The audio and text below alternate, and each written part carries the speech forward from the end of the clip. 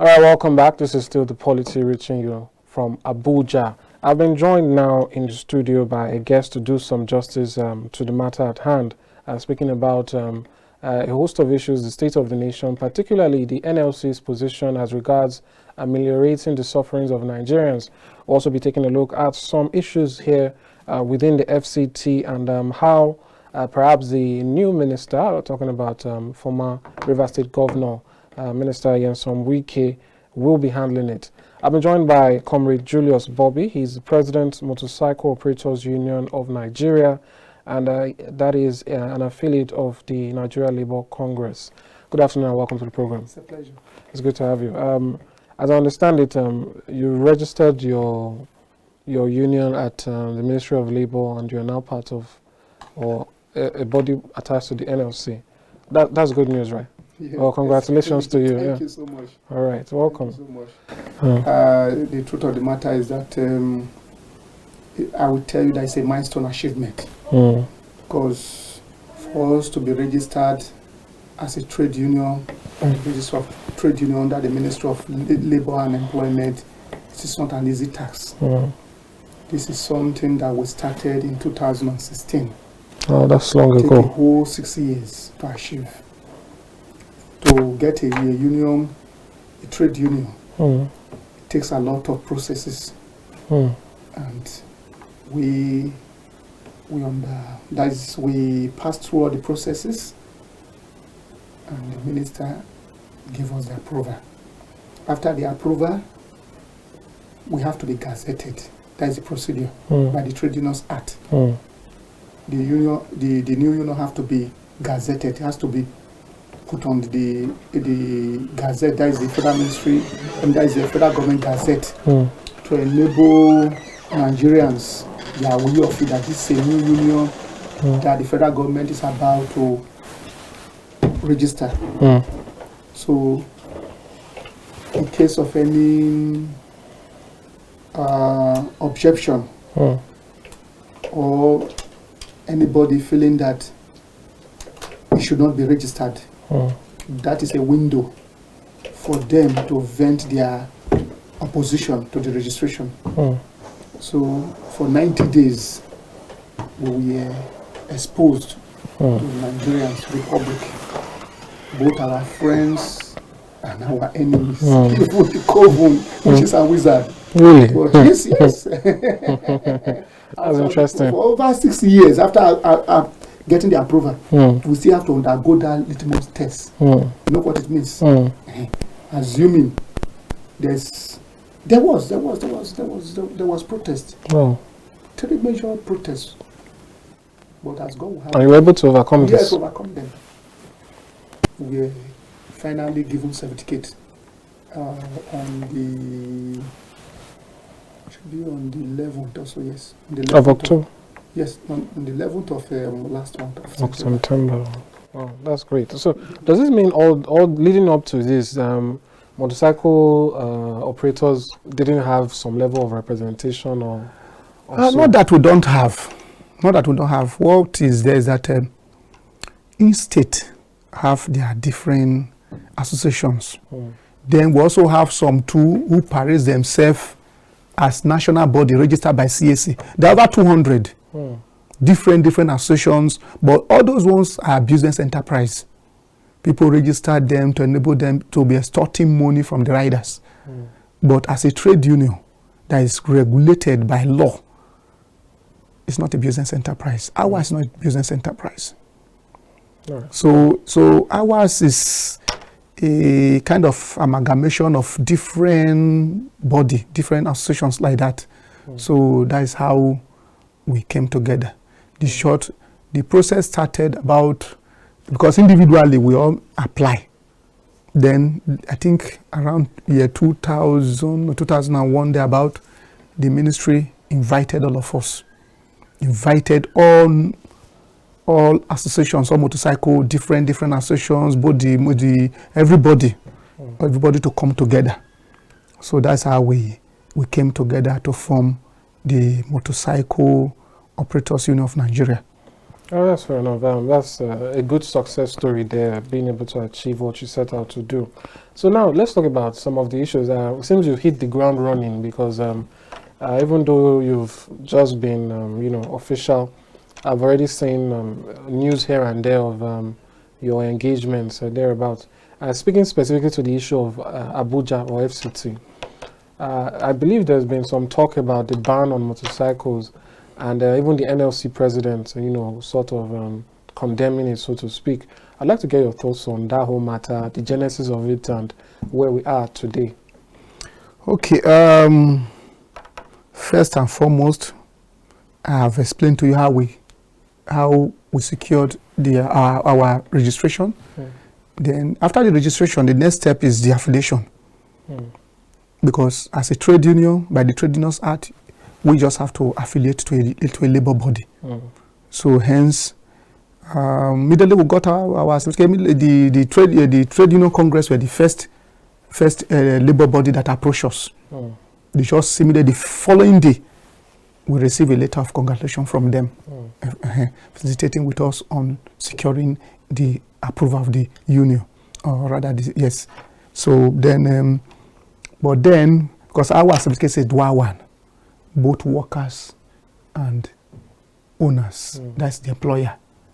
So our certificate covers both. It's a DWA certificate. But our members, 80%, if not 90%, they are workers who cannot afford to even buy their own bike. Among our membership, we have graduates. We have doctorate degree holders, masters, first degree, HND, OND, school set, among other persons that have different training. We also have farmers among us. Yes, but because there's no employment, the economy is bad, no capital to do business, they all resort to riding Okada on a workers' basis. That is, they don't have their own, they cannot even afford Okada. As cheap as Okada, they cannot afford them. They have to resort to riding for people and receiving stipends as a take home to take off their family and other dependents. So, and coming to the issue of FCT. Yes. The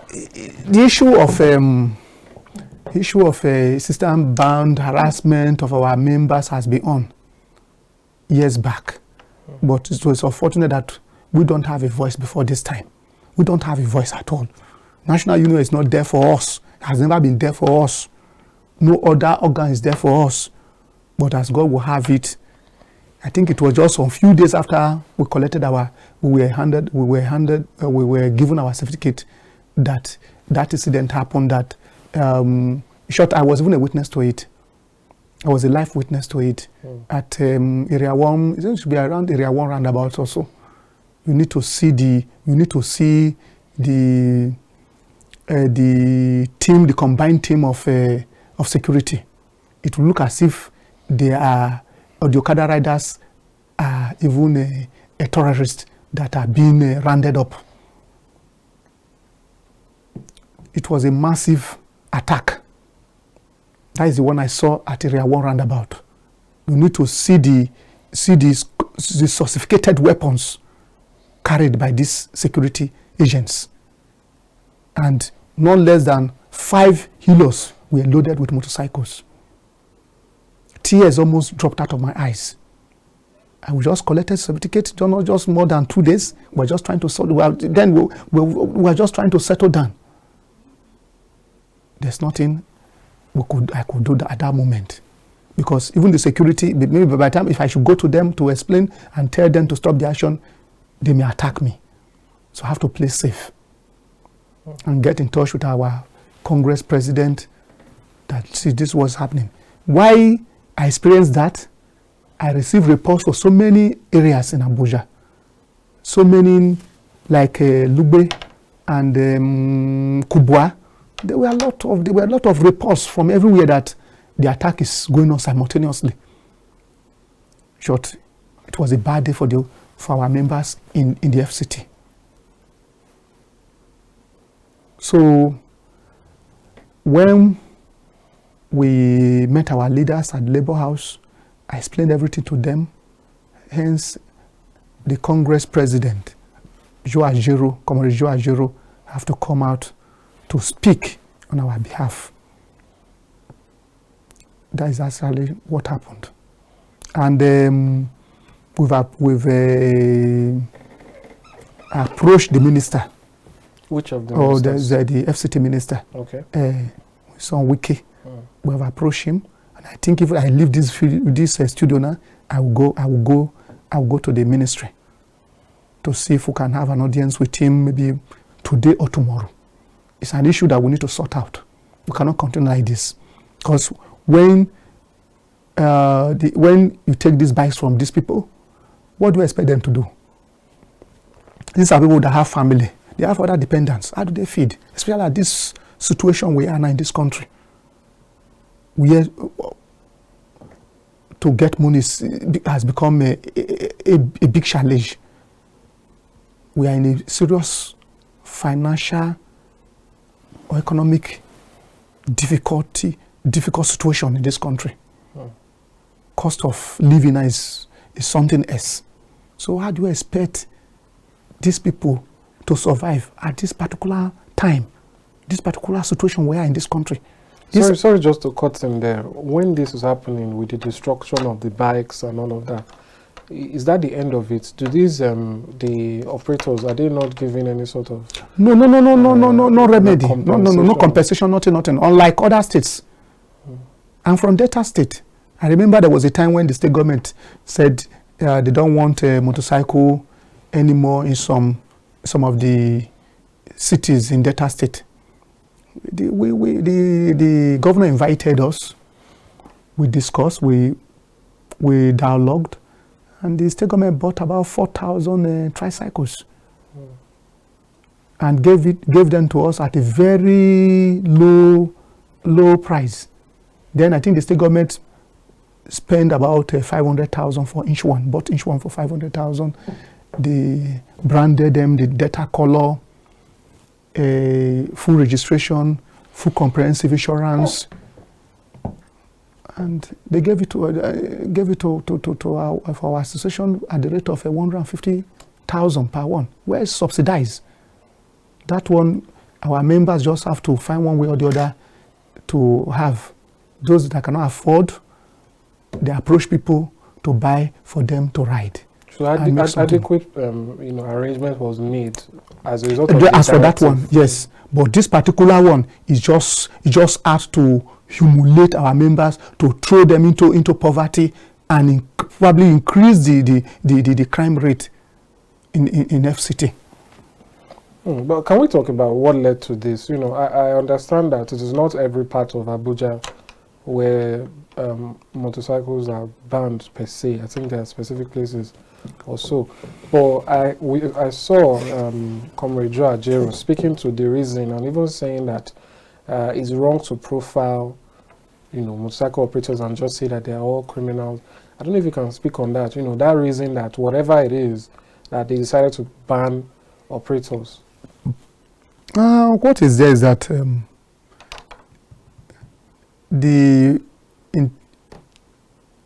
let me speak in respect of FCT here. There is no time the government have ever recognized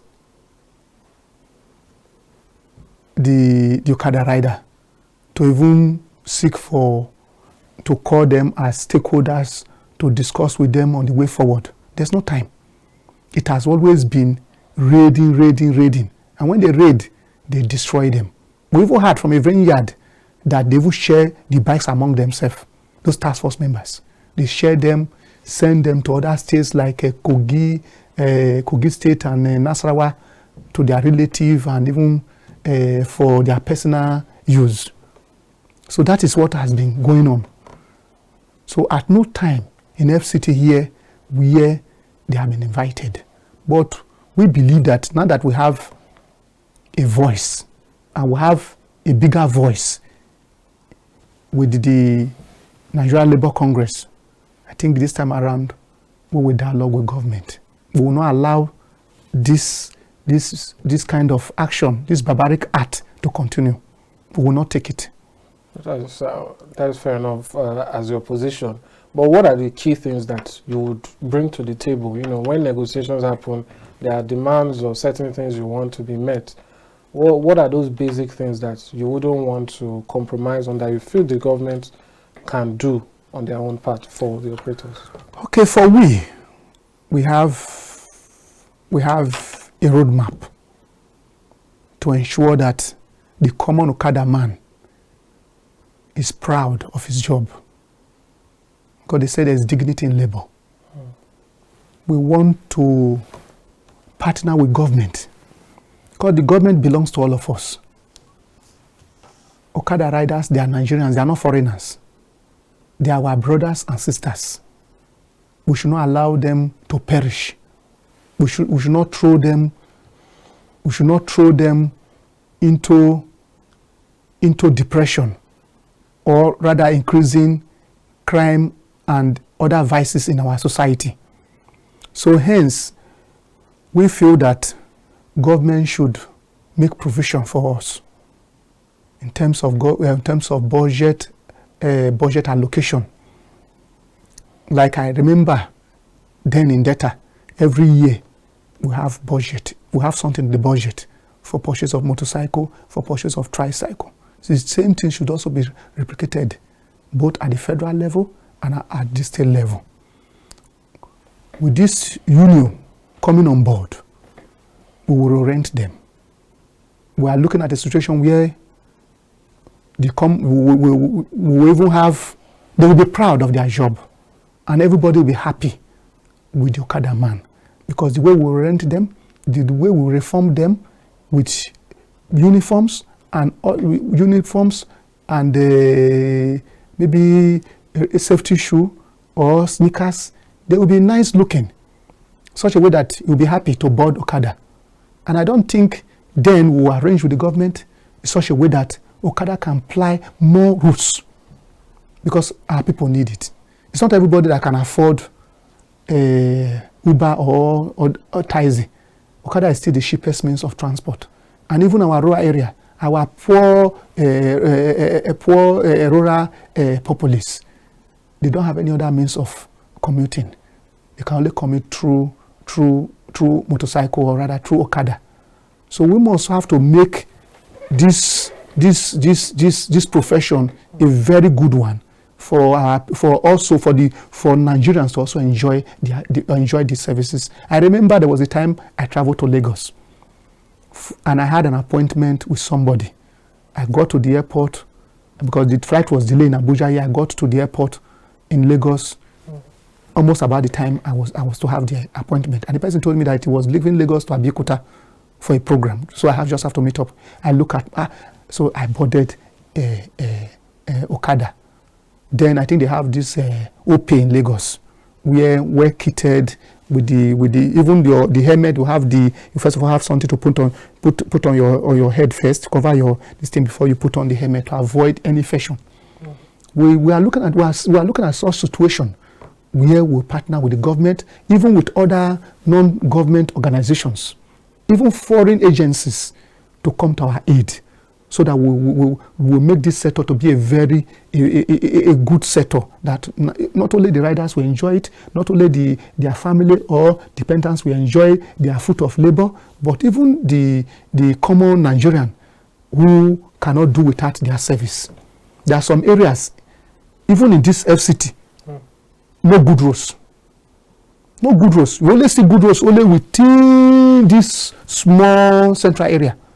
But if you go to the larger part of this FCT, this is supposed to be the federal capital of Nigeria. But good roads here, if you in totality of road network in FCT here, good roads are not more than 20%.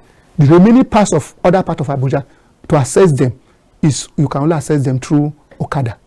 I can tell you that Okada riders in Nigeria, even FCT here, there are more than 20,000. And no state in Nigeria has less than 10,000 Okada riders. When you put all this together, well, we'll be talking of between 3 to 4 million.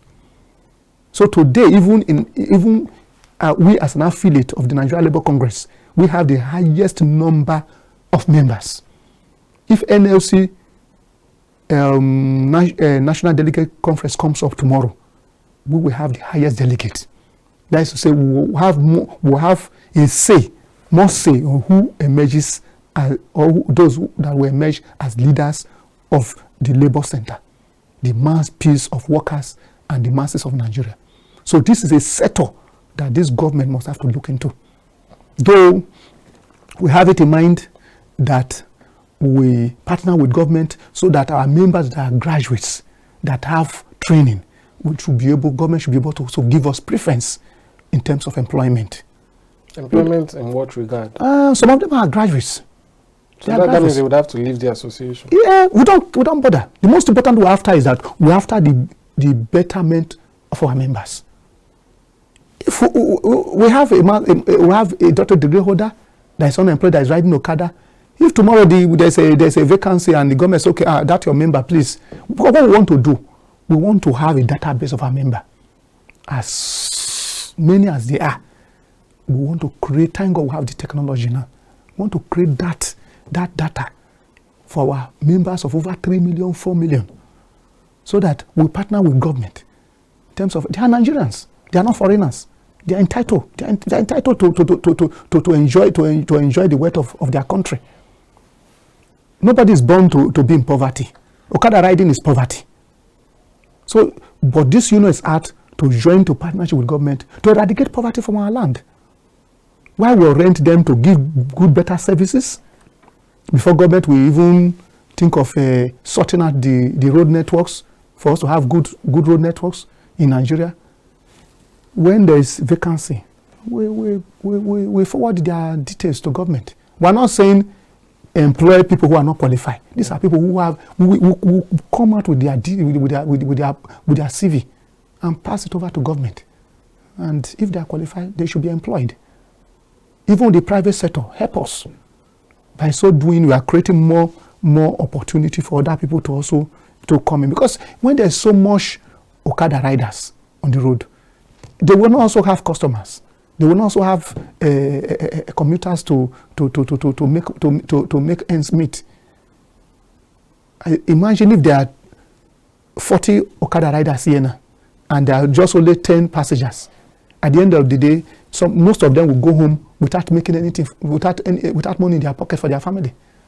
So how do we solve that? Is to see how you see, let me tell you, Okada riding is just, it's not the end just a means to an end. Just a means to an end. So as we push this one probably into employment or into successful business entrepreneurship, other ones maybe out of that still coming, the younger ones or any they still coming, we'll see.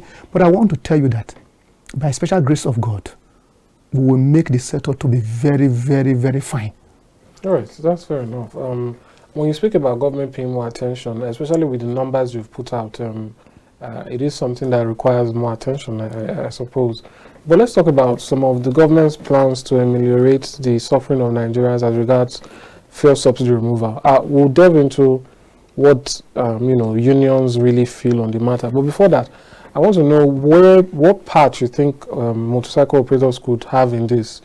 Because the suggestion has been made left, right, even the president has mentioned it, that when subsidy was removed, one of those things that could be done to ease Nigerians is some sort of mass transit system that is more affordable. We see the president talking about converting buses and cars to CNG powered, where they use gas and so on and so forth.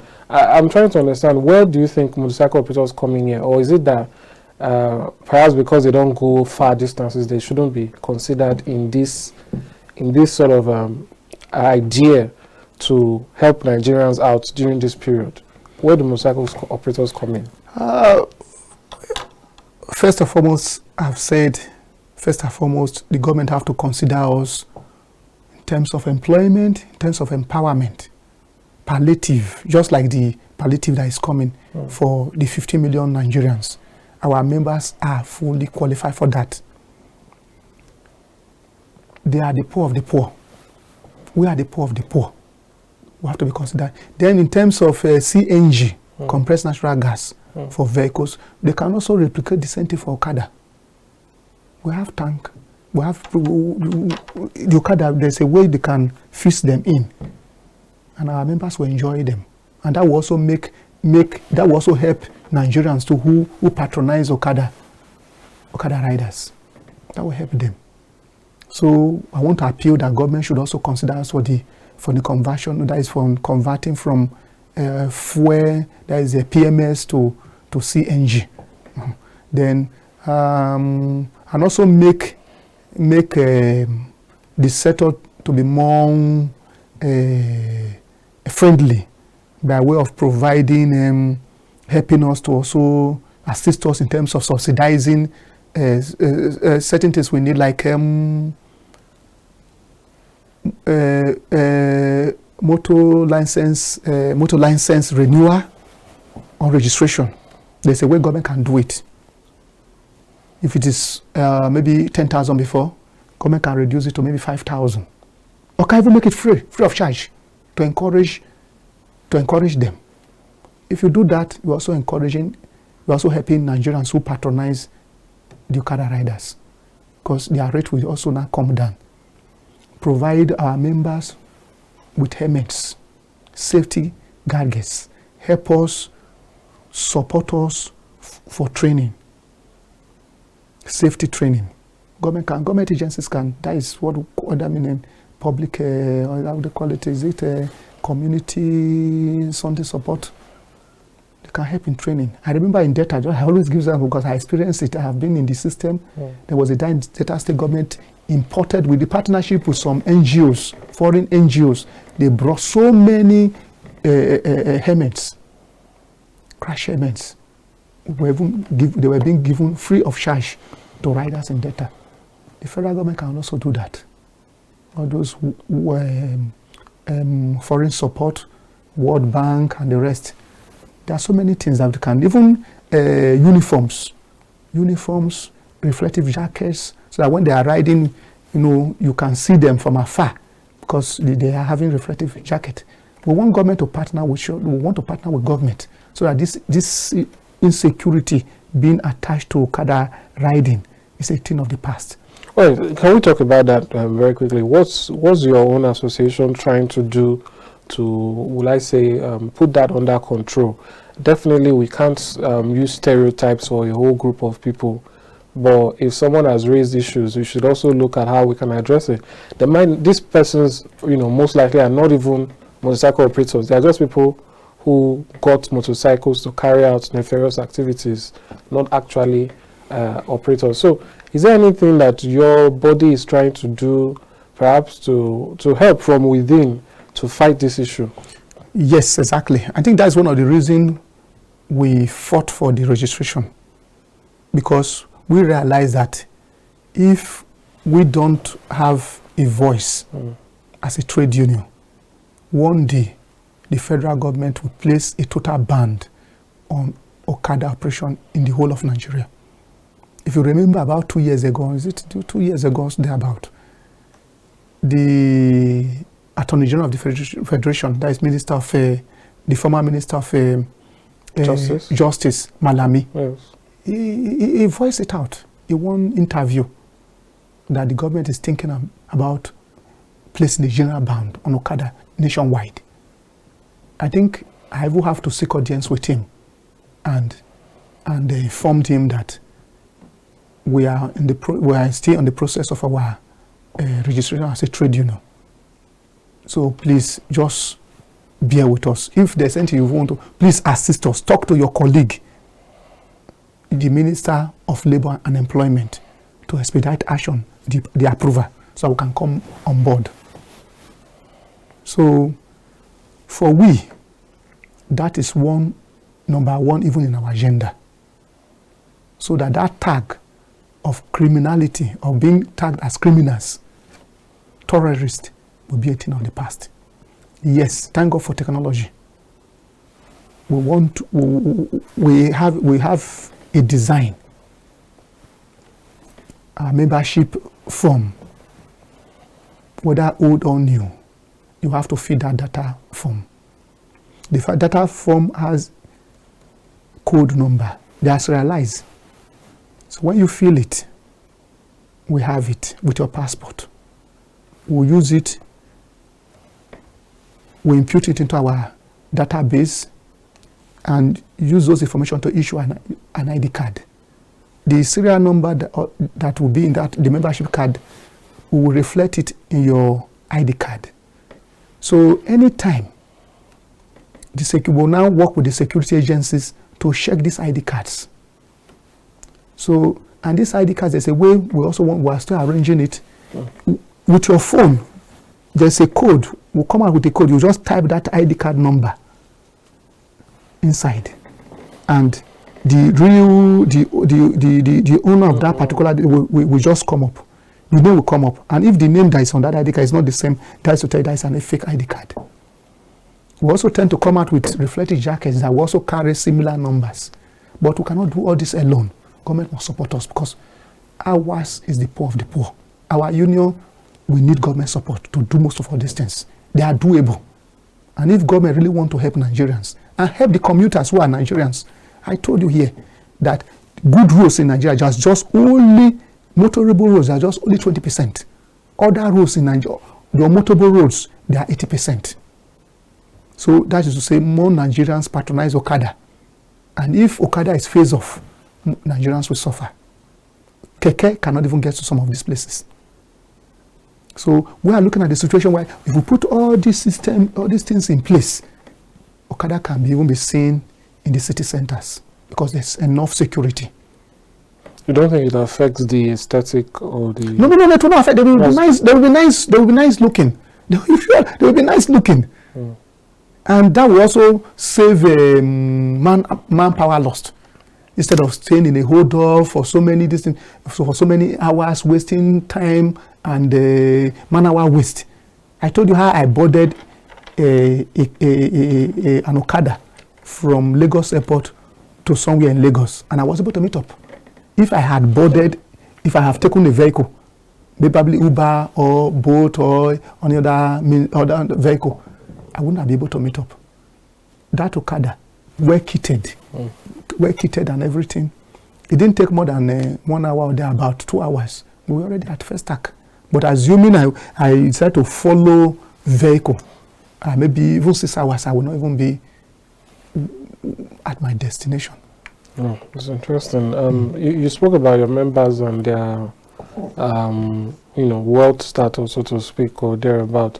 Let's talk about that now in terms of the economic hardship that all Nigerians have been facing, and what the NLC. I know you are sort of a new body to the NLC, but I believe you are being carried along now, and because the NLC to an extent will also speak for your association.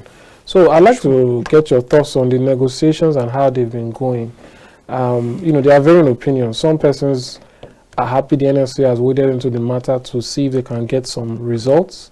Others, query or they criticize the method of negotiations, wherein we see negotiations being made and we see an announcement of a strike or a protest, and then there's another meeting. After the meeting, the strike or protest is called off, and people are saying, is there some funny business going on here? So I'd like to get your thoughts as to what's really going on in that regard, and how you think these negotiations at the end of the day will yield the results, especially following the president's announcement recently. Okay, as an affiliate union, we have our entitlements. All right. Whether we are new, we're just coming on board, even just a day in Congress, we have our entitlement by the Constitution of the Trade Center. There are organs, and for the fact that we are bona fide member, those are our rights. Hence, an affiliate union to Nigeria Labour Congress, automatically, that is the president of the affiliate union the secretary are automatic member of the Central Working Committee of the Nigeria Labour Congress. So as I am now, I am a member of the Central Working Committee. So I have a voice to also join to make sure Nigerian workers' interests are taken care of. Not just only my union, because we are all Nigerians, and we must have to protect our brothers and sisters. We must have to also project their interests. So I am there. I now have the platform to put in my views. Nobody will shut you out. It's comradeship. Then, by the constitution of the Labour Center, also, a president of a trade union, the secretary general, and the national treasurer, the automatic member of the National Executive Council of the Nigeria Labour Congress. You can call it a committee. They also, that is a large organ which comprises of all the elected, the principal officers of the Nigeria Labour Congress, the three top principal officers of the affiliate unions, and the state chairman and secretary of the Nigeria Labour Congress, the 36 state chairman plus FCT, making 37. So it's an enlarged up to about 170-something persons. And before we conclude anything, our leaders always bring such issues to the appropriate organ, just like this one, this strike, proposed strike, or rather the call of this proposed strike. The principal officer, which is the national president, Joe Ajero, being led by Joe Ajero, called for a NEC meeting, and we all attended the NEC meeting, and we made our. I was supposed to be the number one to speak, but I was made later because of certain things. Said, okay, I should be the second person to speak. I was given the floor to speak for over almost 10 minutes. It was when we finished concluding, and then I made Congress and Council to understand that Okada riders are the poor of the poor, and Congress classified us to that effect and said our members must have to benefit from that 75,000 to be given to 15 million Nigerians. We also agreed that what government is offering us, they are not bad. What government is offering Nigerian workers, they are not all that bad. So, and we can. You are saying the end of the negotiation is reasonable enough? To us. Okay. Congress and Council, we agree that the offers are not too bad. Let's start from there. So hence we approve, rather we gave the mandate to our leaders again to go back to Villa and seal up those deals. They are not bad deals. They are okay. We're talking of 35,000 wage award. Mark you, is not for 6 months or thereabout. That is not minimum wage. That is not salary. A committee will set up, made up of government and labor and labor leaders to conclude the minimum wage. We are looking at between 100. We are looking at 200,000 per month. Not only the federal, both the state and even private sector. Because we all know the economic situation of this country now. Our naira have no value again. So hence, we must have to protect the interests of Nigerian workers and the masses. Just like the Okada riders now, we are more of the informal sector. Though we have few of our members who are dispatch riders to some companies and the rest, those ones we'll bring them in, we'll reach out to the company to take off their interests. We'll register them in. Like for instance, if you have a bike dispatch or dispatch riders in your company here, we will bring them in so that their interests will be protected. We can always speak for them. So the terms that Labour agreed with the federal government, they are good terms. what we are just afraid of, or what we are just is the implementation. But in order to secure the implementation, hence we said everything should be reduced into writing, all parties sign, and it should be filed in the court so that it will become a judgment. It becomes a judgment so that it will be enforceable. But we believe that government will not disappoint. We believe that this Tinubu-led administration will bring more goodies to Nigerians. All right, that's fair enough. You spoke about the negotiations and what they brought to the table, so to speak. But I think you mentioned already, I don't know if you can expand on it, when these negotiations are being made, we usually hear civil servants, federal workers, for people such as yourself, do you think you have been represented enough? I say this because there's been some sort of debate recently where, just as you've been mentioning about Delta states and how things are working there, people are wondering, why do state labor bodies join federal strikes and so on, especially when they have some sort of agreement or relationship in the states. If I want to use Delta State now, what has happened in the FCT, you've condemned it and you are not a big fan of it. But assuming, something was about to come up, some sort of protest or thereabouts, those in Delta States, are they meant to join you?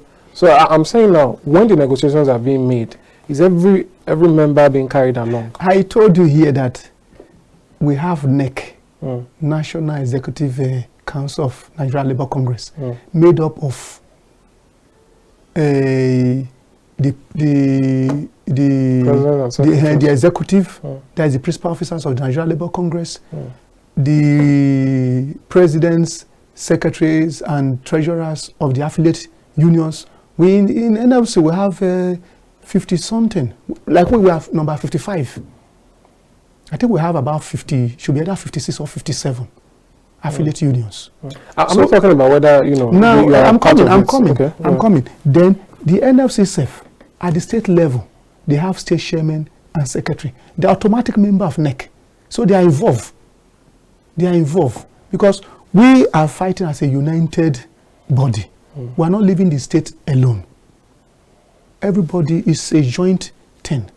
And the negotiation we had with the government is also the state governors were part of it. Though some of them did not attend, but they were involved via internet, Zoom. So they are part and parcel of the negotiation. So just that the federal government, they're just using the federal government as an umbrella body on behalf of the federal government and the states themselves. So we carry them along. All right. Just to, I believe you have other appointments. So I'll just round up now. Just one more question. Join together, so to speak. What do you say to Nigerians who always feel there's funny business going on during these negotiations? And finally, what's your final advice to all involved, the average Nigerian out there, perhaps your members too, on how they should handle these periods that we find ourselves? So those two questions. On the issue of funny blah blah blah allegation of labor leaders being or rather the government, federal government giving them, lobbying them to not do, that is to how will I put it, to do their bidding. That is a complete lie. I know the number of messages I received, and I passed them because we have in NLC I am in the two platforms, CWC and NEC. We have a WhatsApp platform, and most of the time when I receive certain report, in order to clear the air, I think that issue even came up in the last NEC, because in that time, some days before the proposed strike, I received some messages I received that I felt is good for the leadership, that is the top hierarchy of the Nigerian Labour Congress, to know about them and debunk them. I quickly forwarded them to those two platforms. To the extent that they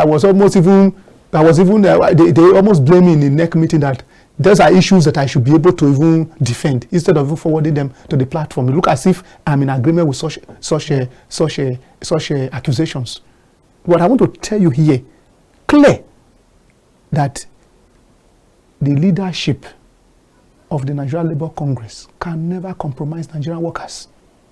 Can never, because we have our integrity to protect, and posterity will judge us if we go in the wrong direction.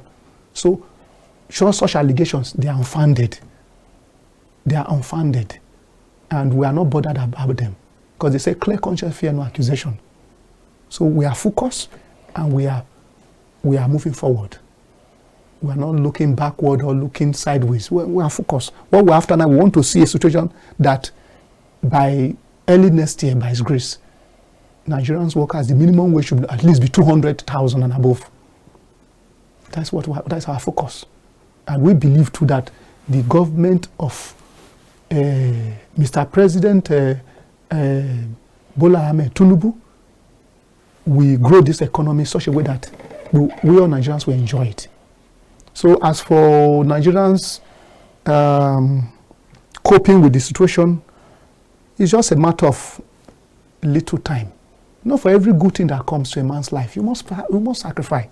We know the suffering is so much, but what do? We're all Nigerians, we're all facing it. Our families are here, they are not in overseas. We are here, we're all facing it. So it's not only one person, even those who are in government, they're also facing it too. So my plea is that I will plead that Nigerians should just be patient with Mr. President while he's trying to sort out everything. We are a great nation. God has made us to be a great nation, and will definitely be a great nation. Thank you so much, Comrade Bobby. It's been a pleasure talking to you. Thank you. And like we said, it's always good to have a voice for all demographics, all professions, all persons in society. So it's great that we have someone now that when it comes to motorcycle operators, I can always call on you to speak for your people. Thank you so much for coming. It's a pleasure. Thank you so much. That's all we take on the Polity today. Don't forget, every weekday the Polity comes to you. Do join us tomorrow for more discussions on the state of the nation, on politics and governance. Have a nice day. See you tomorrow. I'm Amadine Obere.